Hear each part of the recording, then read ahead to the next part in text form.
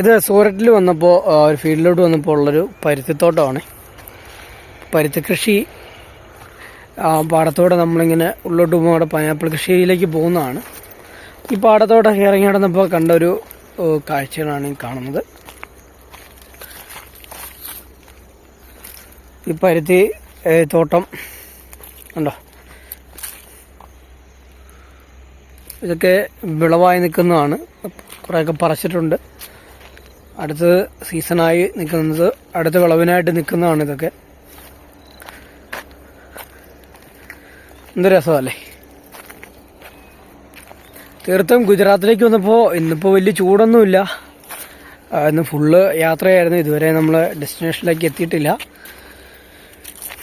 ഒരു 1 ഹവറോടെ കഴിഞ്ഞ് എത്തും. അപ്പോൾ ഇടയ്ക്ക് കണ്ട ഒരു ഫീൽഡ്, ഇപ്പോൾ നമ്മുടെ ഇവിടെ നാടൻ തൊമരയൊക്കെ ഇവിടെ കാണാം.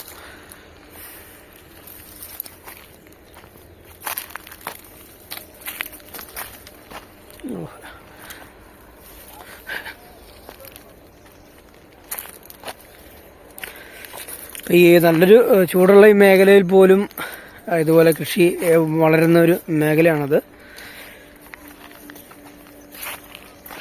ഇതിനു വേണ്ടിയിട്ട് ഉണ്ടോ നല്ല നോർമൽ കൃഷി രീതിയാണെന്ന് തന്നെയാണെന്ന് തോന്നുന്നു ഇവിടെ അവലംബിച്ചിരിക്കുന്നത്. കാരണം ഞാനിവിടെ വന്ന് ഫീൽഡ് നോക്കുമ്പോൾ ഇവിടെ കൂടുതലും ജീവാമൃതം, അതുപോലെ തന്നെ ഇവിടെ സോയിലൊക്കെ നല്ല അമ്ലത്വം കൂടുതലായതുകൊണ്ട്, നമ്മുടെയൊക്കെ നാട്ടിൽ ഇടുക്കിയിലൊക്കെ ആണെങ്കിലും പർവ്വതം മണ്ണും ഒക്കെ ആയതുകൊണ്ട് തന്നെ അവിടെ അസിഡിറ്റി കൂടുതലാണ്. ഇവിടെ നേരെ തിരിച്ചാണ്.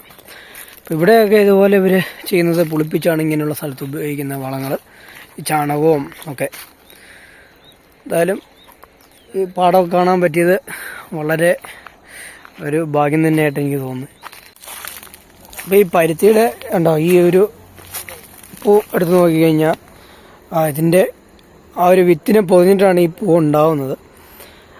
ഇപ്പോൾ ഈ ഇന്ത്യയിലൊക്കെയാണെങ്കിലും വസ്ത്രങ്ങൾ ഉണ്ടാക്കാനായിട്ട് ഉപയോഗിക്കുന്ന ഏറ്റവും കൂടുതൽ കൊണ്ടുപോകുന്ന ഒരു ഐറ്റമാണ് ഈ പരുത്തി. ഇതിൻ്റെ നൂറ്റാണ് നമുക്ക് വസ്ത്രങ്ങളൊക്കെ ഉണ്ടാക്കുന്നത്.